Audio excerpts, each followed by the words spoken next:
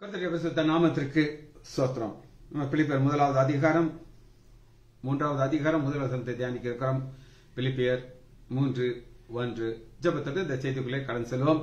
இயேசு என்னும் திருநாமத்திற்கு எப்போதுமே மிக சோஸ்திரம்.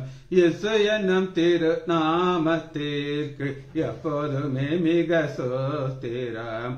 வானிலும் புவிலும் மேலான நாமம் வல்லமையால நாமம் அது. வானிலும் புவிலும் மேலான நாமம் வல்லமையால நாமம் அது.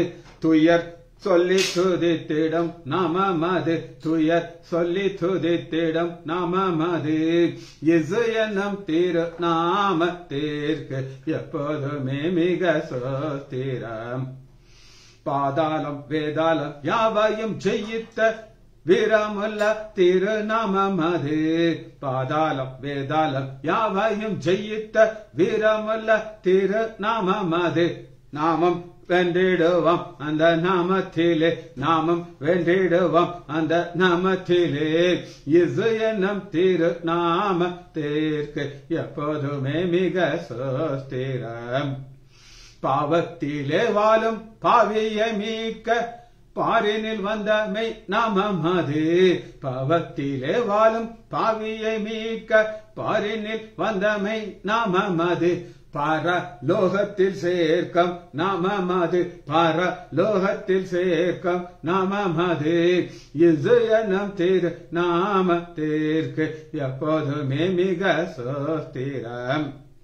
உத்தம பக்தர்கள் போற்றி துதித்திடும் உன்னத தேவனின் நாமம் அது. உத்தம பக்தர்கள் போற்றி துதித்திடும் உன்னத தேவனின் நாமம் அது.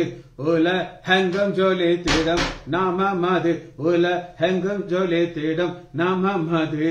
இயேசு என்னும் திரு நாமத்திற்கு எப்போதுமே மிக சோஸ்திரம்.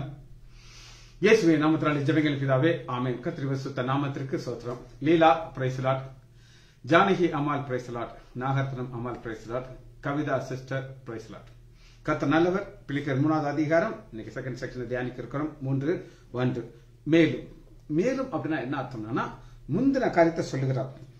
அதாவது பல பாடுகள் வழியாக எப்பாப்ராத்து போகிறார். எப்பாப்ராத்து மரணத்திற்கு ஏதுவாக இருக்கிற எப்பாப்ராத்து ஆண்டவர் ஜீவனை கொடுத்துட்டார். இப்ப நம்ம எப்படி இருக்கணும்? சந்தோஷமா இருக்கணும். சந்தோஷமா இருங்கள் என்று மறுபடியும்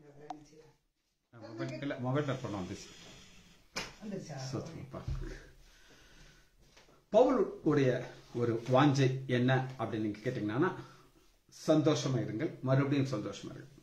இந்த மேலும் ஒரு கனெக்ஷன் கொடுக்கிறார். இந்த கனெக்ஷன் எதனால வருது அப்படின்னு கேட்டீங்கன்னா,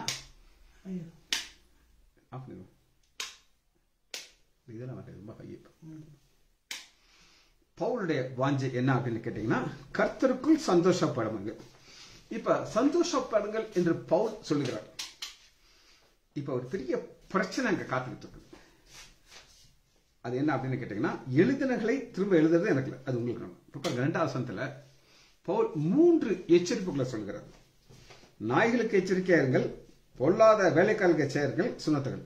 3 வார்னிங்க கொடுக்கிறார். அது என்ன நம்ம பரவாயில்ல. அந்த வார்னிங்க மக்கள் லேசா எடுத்துக்கூடாது. ஒரு சின்ன ஒரு உதாரணம் நான் சொல்றேன் உங்களுக்கு. ஒரு ஹை டென்ஷன் பாக்ஸ் பக்கத்துக்கு முன்னாடி ஒரு மண்டையோட படம் போட்டிருப்பாங்க. அது எதுக்கு மண்டையோட படம் போட்டிருக்காங்க? நீ தொட்டா நீ செத்து போயிரு. அது ஒரு எச்சரிப்பு. அதுபோல பவுல் ஒரு காரியத்தை திரும்ப திரும்ப சொல்கிறார். காரணம் என்னன்னா, முதல் வசனம் கர்த்தருக்குள் சந்தோஷப்படுங்கள். படுங்கள் வேற. 4வது அதிகாரம் 4வது வசனத்துல கர்த்தருக்குள் எப்பொழுதும் சந்தோஷமா இருங்கள். 2 ஆப்போசிட்டான காரியம். சந்தோஷமா இருங்கள் வேற, சந்தோஷப்படுங்கள் வேற. எப்ப நம்ம சந்தோஷப்பட முடியும் அப்படின்னு நீங்க கேட்டீங்கன்னா, இந்த 3 எச்சரிப்புகளும் நம்ம கேர்ஃபுல்லா இருக்கணும். அதனாலதான் பவுல் எழுதுனதே திரும்ப எழுதுகிறேன் அப்படிங்கிறார். இப்ப இதுக்கு இங்கிலீஷ் இன்னும் அருமையா கொடுத்து அது நமக்கு it is safe god for you. Safe god அப்படின்னா என்ன அர்த்தம் அப்படின்னு கேட்டீங்கன்னா, ஒரு ஸ்விம்மிங் பூல் இருக்கு. அதுல ரவுண்டா ஒரு டயர் மாதிரி ஒன்று வச்சிருப்பாங்க. அது டயர் கிடையாது, அது மிதக்கும். யாராவது மரணத்துக்கு ஏதுவாக முங்கிட்டு கிடந்தாங்கன்னா இதை தூக்கி போடுவாங்க, அவங்க அதை பிடிச்சிருப்பாங்க. இந்த ஸ்விம்மிங்கிறது அவனுடைய பெரிதான கிருபையில இப்ப நான் அதை கற்றுக்கொண்டுட்டு இருக்கேன். இந்த பிப்ரவரி மாதம் நான் ஆரம்பிச்சேன். இதனால குட்டி ஸ்விம்மிங் பூல்ல, பேபி ஸ்விம்மிங் பூல்ல தான் ஸ்விம் பண்ணிட்டு இருப்பேன். எனக்கே கேவலமா இருக்கும். குட்டி குட்டி பசங்க எல்லாம் வருவாங்க. ஒரு பையன் கேட்பான், அங்கிள், என்ன அங்கிள்ங்கிற அந்த பையன், நம்ம 2 பேரும் போட்டி போடுவோமா அப்படின்னு கேட்பான். நான் இல்லப்பா, நான் இதுல எல்கேஜில தான் இருக்கேன். எல்கேஜினா என்ன அப்படின்னு கேட்பான். இப்ப தான் கத்துக்கிட்டேன், உன் கூட எல்லாம் போட்டி போடுறது எனக்கு பலன் கிடையாதுன்னு சொல்லி நேசத்தை கத்துக்கிட்டேன். இப்ப ஆண்டோடைய பெரிதான கிருபைனால பெரிய ஸ்விம்மிங்குள்ள போயிட்டேன். பயமா இருக்கும். 7 அடி டெப்த், நான் 5 அடி உயரம், விட்டா முங்கி செத்து போயிருவேன். ஆனா என்னுடைய கைடு, என்னுடைய கார்டு, எனக்கு டீச் பண்ற கோச் பக்கத்துல இருப்பார். சார் பயப்படாதீங்க சார், நான் பாத்துக்கிட்டேன் உங்களை அப்படின்னு சொல்லி. அப்ப அந்த ஸ்விம்மிங் பண்ணும்போது ரொம்ப சந்தோஷமா இருக்கும். அங்க எனக்கு இந்த சேஃப் கார்டு யாருன்னா அந்த ரவுண்ட் கிடையாது, என்னுடைய டீச்சர். அவர் பக்கத்துல நிற்பார். அவர் இல்லைன்னா இறங்க மாட்டேன். அவர் சொல்லுவார், இறங்கிறாங்க டாக்டர் அப்படின்னு சொல்லுவாரு. இதுக்காக சொல்றேன்னா, ஸ்விம்மிங் பூல்ல போய் முங்கி நான் மறிக்காம இருக்கிற ஒரு ஆள் தேவையா இருக்குது. ஆனா சந்தோஷமாய் இருக்கிறதுக்கு இந்த எச்சரிப்பு தேவை. அந்த எச்சரிப்பு உங்களை சேஃப் கார்டு பண்ணும், உங்களை பாதுகாத்துக்கணும். அப்படியே கவர் பண்ணி வச்சுட்டோம்.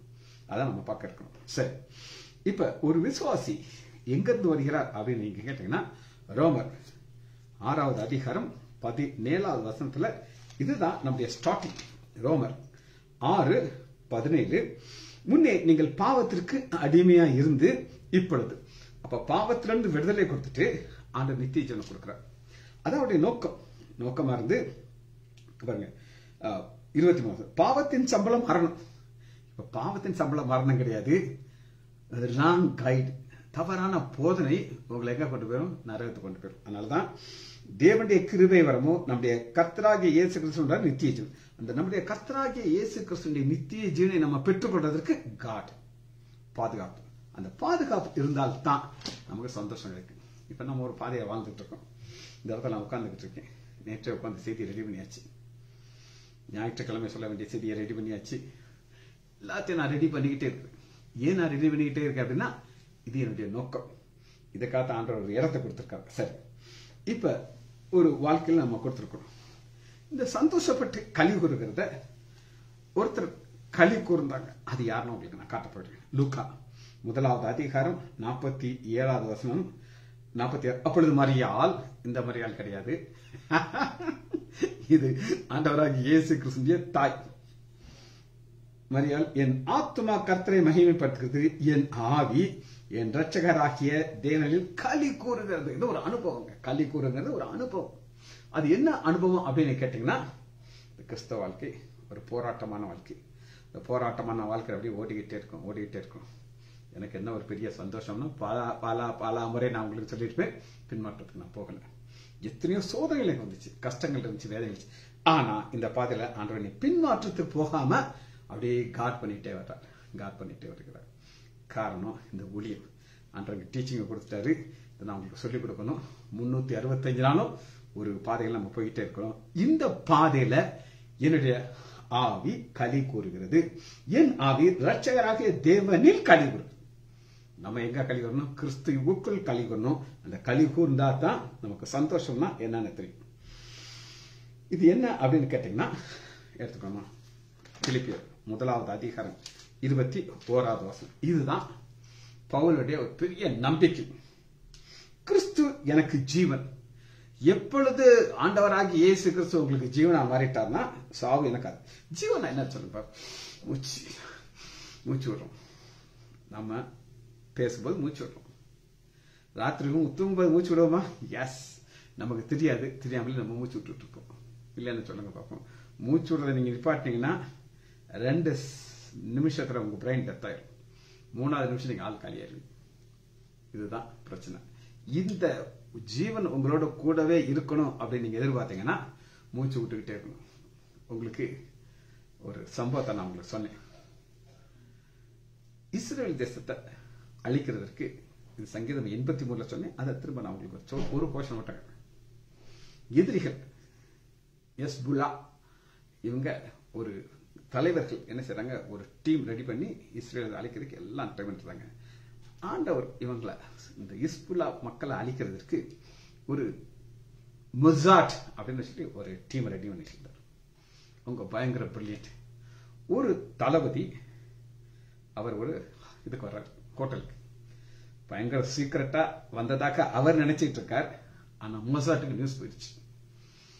நியூஸ் போய் என்ன நடந்துச்சு அப்படின்னு கேட்டீங்கன்னா, ஒரு 12 பேர்கள் இந்த மொசாட்ல இருந்து வர்றவங்க எல்லாம் வேற வேற இதுல 2 பேர் கிரிக்கெட் பிளேயர் மாதிரி கிரிக்கெட் பேட் எல்லாம் வச்சுக்கிறாங்க. அவங்க வேற வேற பேர்ல உள்ள வந்து இருக்காங்க. அதுல ஒரு பெண்ணு சேர்ந்து வந்துடுறாங்க. 13 பேர். அந்த 13 பேர் இந்த பர்டிகுலர் தளபதி இருந்த ரூம் அவங்களுக்கு எல்லாமே ப்ளூ பிரிண்ட் கிடைச்சிருச்சு. இதுதான் அவங்களுக்கு தெரியும். அந்த பெண் அந்த ரூமுக்குள்ள போறேன். அதை ஒரு கிளீனிங் பண்ற மாதிரி ரொம்ப பியூட்டிஃபுல். அவனுக்கு அந்த ஆளை பொண்ணை பார்த்தோன்னே ஆன வாயப்பிடிட்டாரு. அவருக்கு வணக்கம் வச்சு, ஐயா உங்களுடைய ரூமை கிளீன் பண்றதுக்காக நான் வந்திருக்கிறேன் அப்படிங்கிறார். பண்ணுமா அப்படின்றாரு. அவர் ஒரு வாசனை திரவத்தை ஊத்துறா. சார் இது உங்களுக்கு ஒரு வாசனை திரவத்தை ஊத்துறேன், உங்களுக்கு வாசனம் நல்லா ஹாயா இருக்குன்னு சொல்லி அப்படியே நான் கையெல்லாம் வச்சு காட்டுறா. அவர் ஏதோ ஒரு லேப்டாப்ல பாத்துக்கிட்டு இருக்காரு. இந்த பொண்ணு அதை ஊத்திட்டு நேரா பாத்ரூம்ல இருக்காரு. அது என்ன செய்யும், ஒரு மயக்கம், அந்த குளோர்ஃபோ மாதிரி ஒரு காரியம். அது என்ன செய்யுது, கொஞ்ச நேரத்தில் அவருக்கு லேப்டாப்ல அடிச்சிட்டு இருக்காரு, பாயங்கன்னு கீழே படுத்துட்டு. இந்த பொண்ணு வெளியே வர்றா. அந்த தலானி இருக்கிறா. இந்த தலானியை எடுத்து என்ன செய்யறா அப்படின்னு கேட்டீங்கன்னா, அவர் முகத்துல ஒரு அமுக்கிறார். அந்த முகத்துல அமுக்கி அது என்ன செய்யறான்னா, ஸ்பாட்ல அவன் டெத் ஆயிடுது.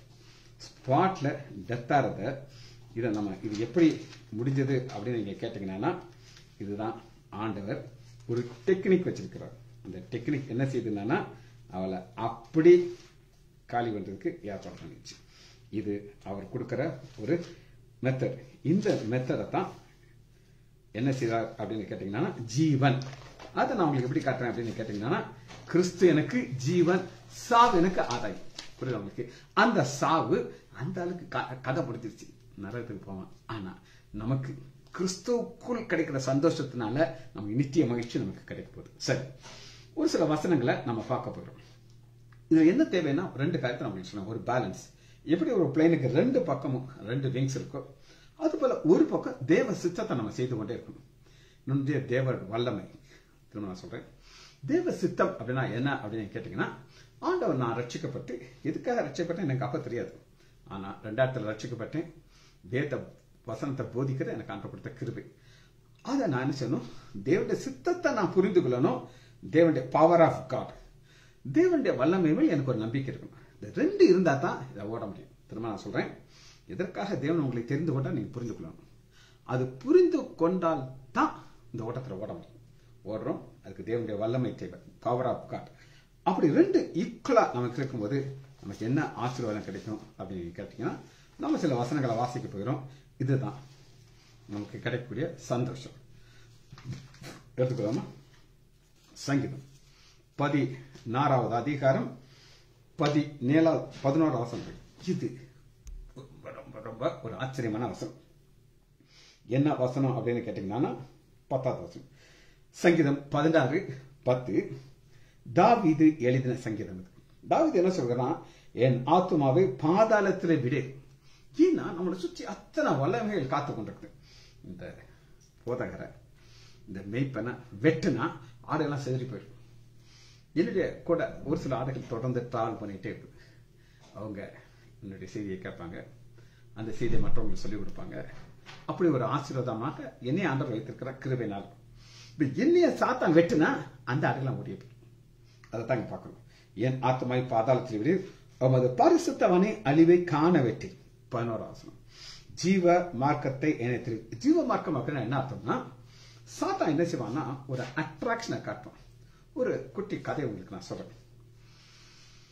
ஒரு ரன்னிங் சாம்பியனா அவன் பயங்கரமான பவர்ஃபுல்லா ஓடுறாங்க. கூட ஒருத்தன் ஓடுறான், அவனுக்கும் ஓட்டத்துக்கும் சம்பந்தமே கிடையாது. இவன் ஒரு கத்துக்குட்டின்னு வச்சுக்கோங்களேன். அவன் கத்துக்குட்டியை பார்த்து சிரிக்கிறான். டேய் ஃபூனோ, நீ நவுதிட்டு ஓடி போயிடுவேன்டான்ட்டு ஓட ஆரம்பிக்கிறாங்க. அந்த கத்துக்குட்டி ஒரு கோல்டன் பால அந்த சாம்பியன் முன்னாடி போடுறான். அது ஓடி போகுது. இவன் பார்க்கறான், என்னடா இது அருமையான கோல்டன் பாலா இருக்கே, நமக்கு இதான வேணும். இவன் டைரக்ஷன் மாதிரி நேரம் அங்க போறான். போய் அந்த கோல்டன் பாலை எடுத்துக்கிட்டு திரும்பி பார்க்கறான். இவரை கத்துக்கிட்டு ஒரு 10 தூரம் ஓடிட்டார். இவன் ஸ்பீடா ஓடுறான். பூனை ஊத்த போறேன்டாட்டு ஓடுறான். இன்னும் முக்காவாசி ஓடியாச்சு. ரெண்டாவது பாலை தூக்கி எறியலாம். அது இதோட அழகா இருக்குது. என்னடா அதை விட அழகா இருக்குன்ட்டு அந்த பால் பின்னாடி ஒரு ஓடுறாரு. ஓடுறாரு. ஏறக்குறைய இன்னும் கொஞ்சம் தூரத்துல ஃபைனல் வரப்போகுது. அதுக்குள்ள வந்துட்டான். ஓட ஆரம்பிக்கிறான். மூணாவது பாலை தூக்கி எறிகிறான். அவன் அதை பார்க்க போறதுக்குள்ள இவர் பினிஷ் பண்ணிட்டாங்க. இதுதான் ஒரு கிறிஸ்தவ வாழ்க்கையில நடக்கும். சாத்தான் பாலை தூக்கி போடுவான். அது ஒரு அழகான பெண்ணா இருக்கலாம், அல்லது அது ஒரு பயங்கரமான ஒரு பொசிஷனா இருக்கலாம். இந்த பொசிஷனுக்காக நம்முடைய ஓட வேண்டிய ஓட்டத்தை விட்டுட்டு ராங் டைரக்ஷன் போயிடும். இப்படி சில பால் சாத்தான் கையில வச்சிருப்பான். அந்த பாலை தூக்கி போட்டு நம்ம ஃபைனலா இந்த இடத்துக்கு போகாம தப்பிச்சோம். அதனாலதான் பவுல் சொல்லுகிறாரு, தாவீது சொல்லுகிறாரு, சங்கீதம் 16வது அதிகாரம் 11வது வசனத்துல, ஜீவ மார்க்கத்தை எனக்கு தெரியப்படுத்துவேன். சத்ரு இதை அட்ராக்ட் பண்ணி அப்படியே கொண்டு போயிடுவான். நம்ம ஒரு மாமிசமான மனுஷன். தெரியப்படுத்துவேன் உம்முடைய சமூகத்தில் பரிபூரண ஆனந்தம். ஆனந்தத்தில் வித்தியாசமான ஆனந்தம். இப்ப நான் ஒரு கொடைக்கானல் இருக்கிறேன். ஆண்டு எனக்கு கிருபையாக கொடுத்த இடத்துல நான் சந்தோஷமா இருக்கேன். நானும் என் மனைவியும் வந்துருவோம். இந்த சந்தோஷம் இருக்கு. ஆனா இது பரிபூர்ண சந்தோஷம் கிடையாது. இது எப்பனாலும் நாங்க இழக்கலாம், எதனாலும் நடக்கலாம்.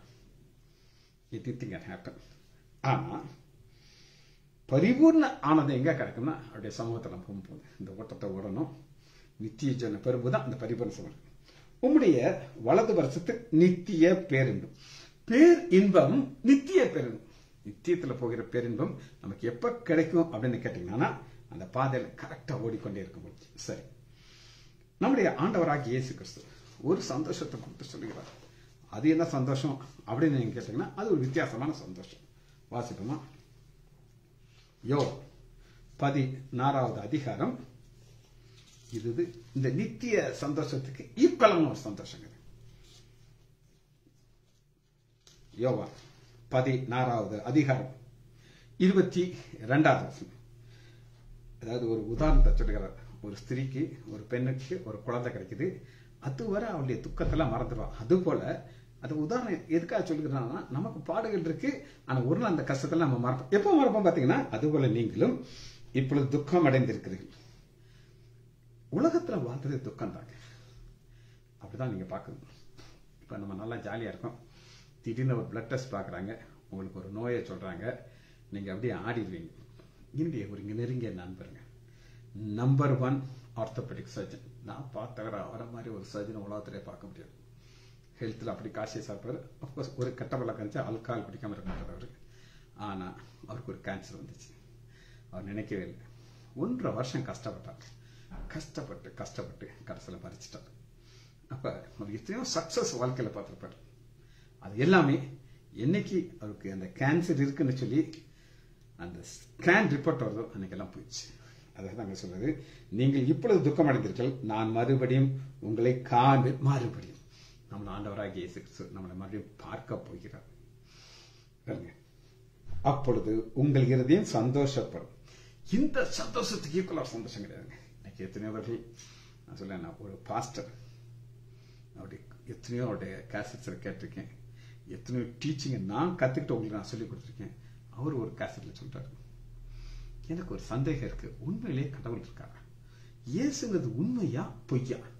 நம்மளா கற்பனையில பார்த்துக்கிட்டு இருக்கோமா அப்படின்னு சொல்லி ஒரு சந்தேகப்பட ஆரம்பிச்சிட்டார். பின்மாற்றத்தில் போயிட்டார். ஆனா நமக்கு இன்னும் நம்ம ஓடிக்கிட்டே இருக்கோம். எனக்கு முழு நம்பிக்கை இருக்குது. என்ன நம்பிக்கை இருக்கு அப்படின்னு நீங்க கேட்டா, ஆண்டவர் சொல்றார், நான் மறுபடியும் உங்களை காண்பேன். மறுபடியும் அகைன். அப்பொழுது உங்கள் இருதயம் சந்தோஷம், உங்கள் சந்தோஷத்தை எடுத்துக்கொள்ள முடியாத சந்தோஷம். இப்ப நான் சொன்னேன், ஒரு அருமையான அர்த்தம் ஆண்டவர் எங்களுக்கு கொடுத்திருக்காரு. இல்ல நான் சொல்ல மாட்டேன். ஆனா இதை எங்களை விட்டு எடுப்பட முடியும். எப்படினாலும் போற சான்ஸ் இருக்கு. நமக்கு தெரியாது. கிருபையாக கொடுத்து எனக்கு அப்புறம் என் பிள்ளைகளுக்கும் போறதுக்கு சான்ஸ் இருக்கு, பேர பிள்ளைகளுக்கும் போற சான்ஸ் இருக்கு. ஆனா இது எடுக்கப்படக்கூடிய சந்தோஷம் நம்ம புரிந்து கொள்ளலாம். சரி, நம்மளுடைய வாழ்க்கை எதை நோக்கி இருக்கணும் அப்படின்னு நீங்க கேட்டீங்கன்னா, எதை நோக்கி சந்தோஷம் இருக்கணும் அப்படின்னு கேட்டீங்கன்னா, வாசிப்போமா? ரோமர் எடுத்துக்கொள்ளும். ரோமர் 14வது அதிகாரம் 17வது வசனத்தில் இருக்கு. இதுதான் நம்முடைய வாழ்க்கையில நோக்கமாக இருக்க வேண்டும். 14, 17 தேவனுடைய ராஜ்யம். ஆண்டவராகிய இயேசு கிறிஸ்துவின் ஃபர்ஸ்ட் பிரசங்கம், மனம் திரும்புங்கள், பரலோக ராஜ்யம். பரலோக ராஜ்யம் இது தேவனுடைய ராஜ்யம். ரெண்டுக்குள்ள வித்தியாசத்தை நான் சொல்லிருக்கேன். இப்ப அதுக்கு நான் போறது கிடையாது. தேவனுடைய ராஜ்யம் புசிப்புக்கும் குடிப்புக்கும் அல்ல. ஒரு நெகட்டிவ் ஸ்டார்ட் போட்டாலும் சொல்றேன், நெகட்டிவ் ஸ்டேட்மெண்ட் அல்ல. அப்படின்னா என்ன அர்த்தம் அப்படின்னு கேட்டீங்கன்னா, இந்த ரோமர் எழுதின காலத்துல அந்த மக்களுக்கு ரெண்டே தான் சந்தோஷம் கொடுத்துச்சு. என்ன கொடுத்தது அப்படின்னா, புசிப்பு குடிப்பு. அதான் ரெண்டு வகையான மக்கள் அங்க வாழ்றாங்க. ஒரு யங்ஸ்டர்ஸ், இன்னொன்னு வயதானவர்கள். யங்ஸ்டருடைய வாழ்க்கை இப்படித்தான் இருக்கும். இப்படி இருந்துதான் அவங்க வயசாயிடுறாங்க. வயசானதுக்கு அப்புறம் அவங்களுக்கு எதுல இன்ட்ரெஸ்ட் இருக்கும் அப்படின்னு கேட்டீங்கன்னா, தியாலஜி, ஒரு அறிவு சார்ந்த காரியம். அரிஸ்டாட்டில், சாக்ரட்டிஸ், இவங்கெல்லாம் தத்துவ மேதைகள். அந்த தத்துவத்தை கேட்கறது அவங்களுக்கு ஒரு சந்தோஷம் கிடைக்கும் வயசாயிடுச்சுன்னா. ஆனா எங்க ஏஜ்ல இதான் அவங்களுக்கு புசிப்பு குடிக்கும், நல்லா குடிப்பாங்க, நல்லா சாப்பிடுவாங்க, இது அவங்களுக்கு சந்தோஷம் கிடைக்கும். ஆனா அது அல்ல. அதனால நெகட்டிவ் அதை ஆரம்பிக்கிறாங்க. புசிப்பும் குடிப்பும் அல்ல, அது நீதியும் சமாதானமும் பரிசுத்தாவினால் உண்டாகிற சந்தோஷம். நீதி சமாதானம் அது உங்களுக்கு எப்படி கிடைக்கும்னா, பரிசுத்த ஆனது. பரிசுத்த ஆவியானவர் நம்மளோட கூட இருந்து அவர் கொடுக்கிற ஒவ்வொரு உறுதியினாலும் நம்ம ஓடிக்கிட்டே இருக்கிறோம். அதனால நமக்கு கிடைக்கக்கூடிய சந்தோஷத்தை தான் நம்ம வாழ்க்கையில போய்கிட்டே இருக்கிறோம். இதற்கு ஒரு அடிப்படையான ஒரு தேவை என்ன அப்படின்னு கேட்டா, பேசிக், எல்லாருக்கும் கிடைக்கக்கூடிய ஒரு அடிப்படையான ஒரு தேவையை நம்ம பார்க்கணும். இதுதான் அடிப்படை. இதன் மேலதான் நம்முடைய வாழ்க்கை அமர்ந்து இருக்கிறது. இதை விட்டாச்சுன்னா எல்லாம் போச்சு. இது என்ன வாசிக்கணும்? சங்கீதம் 13வது அதிகாரம். சங்கீதம் 13வது அதிகாரம் 5வது வசனம். நான் உம்முடைய கிருபையின் மேல் நம்பிக்கை இருக்கிறேன். அடிப்படை. இந்த கிருபை அப்படின்னு ஒண்ணு இல்லைன்னா யாரையுமே பார்க்க முடியாது. நம்ம யாராவது நல்லவங்களா, உங்களை பத்தி இறங்கிய பத்தி நல்லா இருந்தா நல்லவன் கிடையாது. என்னை விட ஒரு மோசமானவன் உலகத்திலே பார்க்க முடியாது. அப்படிப்பட்ட என்னைய ஆண்டவர் என்னை பிடித்து ரட்சிக்கப்பட்டு ஒரு ஊழியக்காரனை மாற்றி போகிற இடத்துல எல்லாம் செய்தி கொடுக்கிற அளவுக்கு என்னை வைத்து வச்சிருக்கிறார். காரணம் கிருபை. நான் உம்முடைய கிருபையின் மேல் நம்பிக்கையா இருக்கு. அது எனக்கு உம்முடைய கிருபை. ஆண்டவர் ஒவ்வொருத்தருக்கும் ஒரு கிருபை கொடுக்கிறாங்க, எல்லாருக்கும் ஒரே மாதிரி கிடையாது. அதிகாலையிலே அப்படியே கிருபை புதிதாக இருப்பாங்க. அதிகாலையிலே அப்படின்னா என்னங்க, ஒரு பாஸ்டர் ஒரு விளக்கம் கொடுத்தாரு, என்னால அதை மறக்க முடியாது. நாங்க நிர்மூலமாக விட சுத்த கிருபை. அந்த சுத்த கிருபை அதிகாலையில புதுசா இருக்கும் அப்படிங்கிறதுக்கு ஒரு விளக்கம். நீங்க கேட்டு சிரிக்க கூடாது. நம்முடைய ஆண்டவராகிய இயேசு கிறிஸ்து ஃப்ரிட்ஜ் கிடையாது. என்ன கிடையாது? ஃப்ரிட்ஜ் கிடையாது. அதுங்க ஃப்ரிட்ஜ் கிடையாது. நானும் மாட்டே உடைச்சேன். அப்ப அந்த பாஸ்டர் சொல்றாரு, ஆண்டவர் காலையில ஃப்ரெஷ்ஷா கிருபை செஞ்சு வச்சிருப்பாரு. யார் யாரெல்லாம் சீக்கிரமா வர்றாங்களோ அவங்களுக்கு கொடுத்துருவாங்க. அப்புறம் அவங்களுக்கு கிடைக்காது. நீங்க லேட்டா வந்தா கிருபை கிடைக்காதான். அதனாலதான் அதிகாலையிலே உடைய கிருபையில். உங்க வீட்லயும் எங்க, உங்களை பற்றி எனக்கு தெரியாது. எங்க வீட்டுல எங்க சமயக்காரக்கா என்ன செய்வா அப்படின்னு கேட்டீங்கன்னா, பெரிய பெரிய அண்டால சாம்பார் மொத்தமா செஞ்சிருவா. செஞ்சு அதை ஒரு 3-4 பாத்திரத்தை வச்சு ஃப்ரிட்ஜில் வச்சிருவா. வச்சுக்கிட்டு அந்த சாம்பார் தான் first, second, third, fourth day வரும். ஒரு நாள் சொல்லுவா, சார் இன்னைக்கு புது சாம்பார் வச்சிருக்கேன் சார். அதாவது எங்களுக்கு வந்து இந்த புது சாம்பாருங்கிறது ஒரு பெரிய ஒரு கிருபை.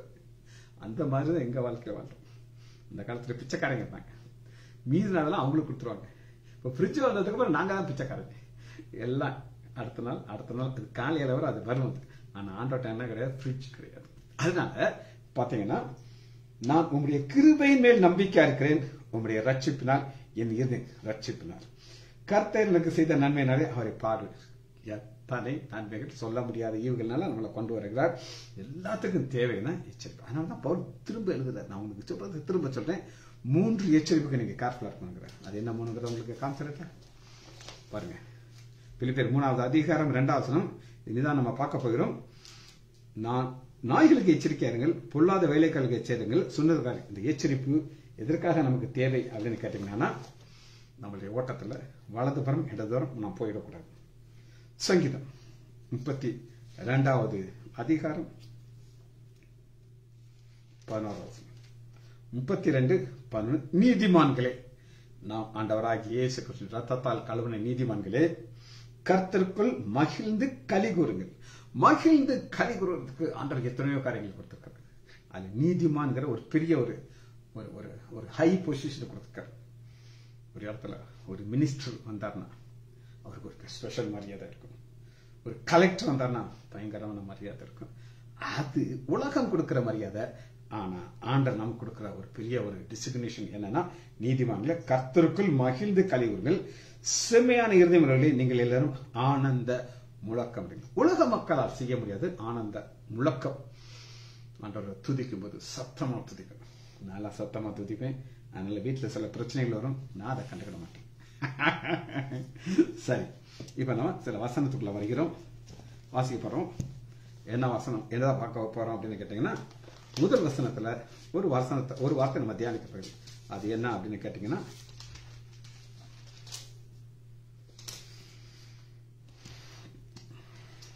Safe card.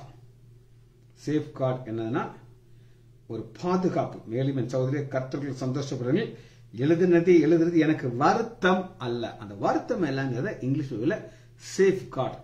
இந்த சேஃப் கார்டுக்கு ஒரு கிரேக்க வார்த்தை சொன்னா எழுதிக்கோங்க.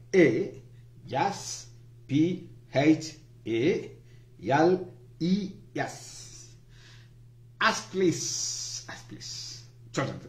ASPHALES மேல ஒரு கோட்.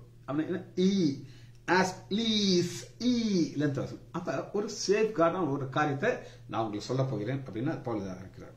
இந்த சேஃப் கார்டுங்கிறத இருக்குது தேவை அப்படின்னு நீங்க கேட்டீங்கன்னா பார்த்தோமா, ஏன் இந்த நமக்கு அந்த சேஃப் கார்டு தேவைன்னா நம்முடைய வாழ்க்கை எப்படி இருக்கு அப்படின்னு கேட்டீங்கன்னா, 1 தீமோத்தேயு 1 அதிகாரம் 19 வசனம். இந்த நல் மனசாட்சியை சிலர் தள்ளிவிட்டு விசுவாசமாகிய கப்பலை சேர்ந்தது. இந்த பாதையை ஒரு கப்பலாக பவுல் எழுதுறாங்க. ஏன்னா அவங்களுக்கு அந்த காலத்துல கப்பல் இருந்தாங்க. விசுவாசமாக டீச்சர் கரெக்டா போட்டிருக்காங்க. விசுவாசமாகிய கப்பல் அப்படின்னா என்ன அர்த்தம்னா, ஒரு பாஸ்டர், பெரிய பாஸ்டர், சபை வச்சிருந்தார், எல்லாம் வச்சிருந்தார். அவருக்கு மனைவிக்கு லிவர் ஃபெயிலியர் வந்துருச்சு, கிட்னி ஃபெயிலியர் வந்துருச்சு. கிட்னி ஃபெயிலியர் வந்தோன்னா அவர் விசுவாசத்துல அவர் என்ன சரி, மனைவி சரியா வாழ்ந்தாரு, மனைவி மறைச்சிச்சு. அப்போ அவரால் அந்த கண்டினியூ பண்ண முடியல. எல்லாத்தையும் விட்டுட்டு ஃபாரின்ல எங்க போய் ஒழிஞ்சுக்கிட்டாரு. இன்னைக்கு அவரை யார் எங்க இருக்குன்னு கண்டுபிடிக்க முடியல. அவன் மகன் இங்க தான் இருக்கா. எதுக்காக என்ன சொல்றேன்னா, விசுவாசமாக்கிய கப்பலை சேதப்படுத்தாம இருக்கிறதுக்கு இந்த 3 காரியங்கள் வந்து சேதப்படுத்தும். இந்த சேதப்படுத்தாம இருந்தால்தான் நம்முடைய கப்பல் பரலோகத்தில் போய் சேரும். பவுல் என்ன ஒரு பாரத்தோடு இந்த ஊழியத்தை செய்தார் அப்படின்னு நீங்க கேட்டீங்கன்னா, அப்போஸ்தலர் 20 அதிகாரம். பவுல் லேசான ஊழியம் கிடையாதுங்க. இன்னைக்கு உங்களால என்னையால இப்படிலாம் செய்ய முடியாது. உங்களால முடியுமா தெரியும், என்னால முடியாது. வாசிமா அப்போஸ்தலர் 20 அதிகாரம்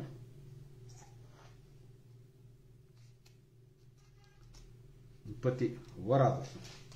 அப்போஸ்தலர் 20:31. ஆனபடியினாலே நான் 3 வருஷ காலமாய் இரவும் பகலும் கண்ணீரோடு இடைவிடாமல் அவனுக்கு புத்தி சொல்லிக் கொண்டிருந்ததை நினைத்து விழித்திருங்க. எப்பானாலும் சத்ரு உங்கள் விசுவாசமாகிய கப்பல் ஒரு ஓட்ட போட்டு விட்டுருவான். நீங்க ஓட்ட போடாம இருக்கிறதுக்கு பவுல் 3 வருஷமாக இரவும் பகல் பவுல் போய் சொல்ல மாட்டார். அப்படி இருந்ததுக்கு காரணம் 32. அப்போ 20:32. இப்பொழுதும் சகோதரே நீங்கள் பக்தி விருத்தி அடையும். அந்த ஓட்ட விடாம இருக்கிறதுக்கு பக்தி விருத்தி அடையும். ஒவ்வொரு நாள் ஒரு குரோத் இருக்கும். நமக்கு பரிசுத்தமாக்கப்பட்ட அனைவருக்கும் கொடுக்கப்படுகிற வல்லமை இருக்க தேவனையும் அவருடைய கிருபையுள்ள வசனத்துக்கு ஒப்புக்கிறேன். அந்த கிருபையுள்ள வசனத்துக்குள்ளே நீங்க வாழ்ந்து கொண்டே இருந்தீங்கன்னா, என்னுடைய இதில் நிறைய வசனத்தை சொல்றேன். ஒரு சிலர் சொல்லுவாங்க, பாஸ்டர் சுரேஷ் ராமச்சந்திரன் அதிகமாக நேசிக்கிற ஒரு ஊழியக்காரர், அவர் சொல்லுவார், பிரசங்கம் பண்ணுகிற பாஸ்டர்களே உங்களுக்கு நான் சொல்றேன், நீங்க நிறைய வசனத்தை சொல்லாதீங்க. அவர் சொல்லுவார், நிறைய வசனம் சொன்னா போர் அடிக்கும் மக்களுக்கு, அவங்க கான்சென்ட்ரேஷன் இருக்காது. அதனால ரொம்ப அவங்க எல்லாம் ஆக்டிங் இருக்கணும், நடிக்கணும் அப்படின்னு சொல்லுவார். ஆனா எனக்கு அதுல ஓரளவு நம்பிக்கை கிடையாது. வசனம் இல்லாத வாழ்க்கை விசனமான வாழ்க்கை. இப்ப பிலிப்பியர் 1 அதிகாரம் 27 வசனத்துல, பிலிப்பியர் 1:27, இந்த கிருபையுள்ள வசனத்திற்கு நீங்க ஒப்பு கொடுத்து உங்க வாழ்க்கையை வாழும் பொழுது, நான் வந்தாலும் உங்களை கண்டாலும் வராமல் இருந்தாலும் நீங்கள் ஒரே ஆவியிலே உறுதியா நின்று, ஒரே ஆவியில நீங்க உறுதியா நிற்கும் பொழுது, எனக்கு தெரியும், எனக்கு ஆண்டவர் ஒரு பாதை கொடுத்திருக்கிறார். எலிசா சொல்றாங்க, தீர்க்கதரிசன புத்திரர் சொல்றாங்க, இன்னைக்கு உன்னுடைய பாஸ் எலியாவை ஆண்டவர் பரலோகத்துக்கு கொண்டு போறார். உனக்கு தெரியுமா? எனக்கு தெரியும். அவங்க எப்படி டிஸ்கரேஜ் பண்றாங்க. சொல்றாரு, எப்பா எலியா போறாரு, எலிசா நீ ஒரு சூட் கேஸ் எடுத்து உங்க ஊருக்கே போ அப்படின்னு கிண்டல் அடிக்கிறாங்க. எனக்கு தெரியும், எனக்கு தெரியும், எனக்கு தெரியும். அவர் போறாரு, ஆண்டு டபுள் வாரத்தை அவர் கொடுத்துட்டாரு. இது ஆவிலே உறுதியா நின்று ஒரே ஆவி. நோ, எனக்கு தெரியும், இதுதான் என்னை ஆண்டவர் ஊழியத்தை கலைச்சிருக்கிறாரு. ஒரே ஆவி, அதில் அசைவே கூடாது. அப்படி வாழும்போது ஒரே ஆத்மாவில் சுவிசேஷத்திற்கு விசுவாசத்திற்கு கூட போராடி மறலக்கூடாது. கிறிஸ்துவனுடைய சுவிசேஷத்துக்கு பாத்திரமாக மாத்திரம் சுவிசேஷங்கிறத விட்டே கொடுக்கூடாது. அப்படி வாழ்ந்து கொண்டே இருக்கும்போது என்ன ஆசீர்வாதம் இருக்குதுன்னா, பாடுகள் வழியாத்தான் பரலத்துக்கு போக முடியும். ஒரு வசனத்தை வாசி நம்ம முடிக்க போயிடும். அப்போஸ்தலர் 14வது அதிகாரம் 22வது வசனம், சீஷருடைய மனதை திடப்படுத்தி. ஏன் மனதை திடப்படுத்தணும் அப்படின்னு கேட்டீங்கன்னா, அநேக டீச்சிங் இன்னைக்கு எப்படி இருக்கு அப்படின்னு கேட்டீங்கன்னா, எல்லாம் ஒரு செழிப்பின் உபதேசம், டாக்டரினை மாத்துறாங்க. நீ என்ன நாளைக்கு ஆண்டவர் கொடுப்பாரு, ஆனா அவருக்கு தெரியும் உனக்கு என்ன கொடுக்கணும் அப்படின்னு சொல்லி. எங்க வாழ்க்கையில் ஆண்டவர் ஆசிரியத்துக்கெல்லாம் அளவே கிடையாது. ஆனா அதன் திட்டத்துக்குள்ள நீங்க இருக்கணும். கொடுத்துக்கிட்டே இருப்பாரு. அவர் கொடுக்க, அவருக்கு என்ன கஷ்டம் உங்களுக்கு கொடுக்க, அப்புறம் யார் கொடுப்பாரு? ஆனா திடப்படுத்தி விசுவாசத்தில் நிலைத்திருக்க முடியும். விசுவாசம், என்னுடைய என்ன பிரச்சனை இருந்தாலும் கிறிஸ்து எனக்கு ஜீவன், சாவு எனக்கு அசைவே கூடாது. அவர்கள் புத்தி சொல்லி நாம் அநேக உபத்திரங்கள் வழியாக தேவனுடைய ராஜ்யத்துக்கு அநேக உபத்திரம், 1 கிடையாது, 2 கிடையாது, 3 கிடையாது, அநேகத்துக்கு நம்பரே கிடையாது. ஒருத்தருக்கும் நம்பர் பண்ணிருப்பாரு. ஜபிச்சு முடிப்போமா? மகா இரக்கம் கரிபேமல பிதாவே, நான் எழுதினதை திரும்ப எழுவது என்று பவுல் சொன்னார் ஐயா. அது எங்களுக்கு பிரயோஜனமாக ஒரு சேஃப் கார்டாக சொல்றதுக்காக நன்றி ராஜா. அநேக பிரச்சனைகள் உண்டு, ஆனாலும் விசுவாசத்திலே உறுதியாக நின்று நாங்கள் அதை எதிர்த்து போடாத உதவி செய்யுங்கப்பா. பிள்ளைகள் ஒவ்வொருவரையும் என் ஆண்டவராகிய இயேசு கிறிஸ்துவின் நாமத்தினாலே ஆசீர்வதிக்கிறேன். இயேசுவின் நாமத்தினாலே ஜெபங்கள் பிதாவே. ஆமேன், ஆமேன், ஆமேன்.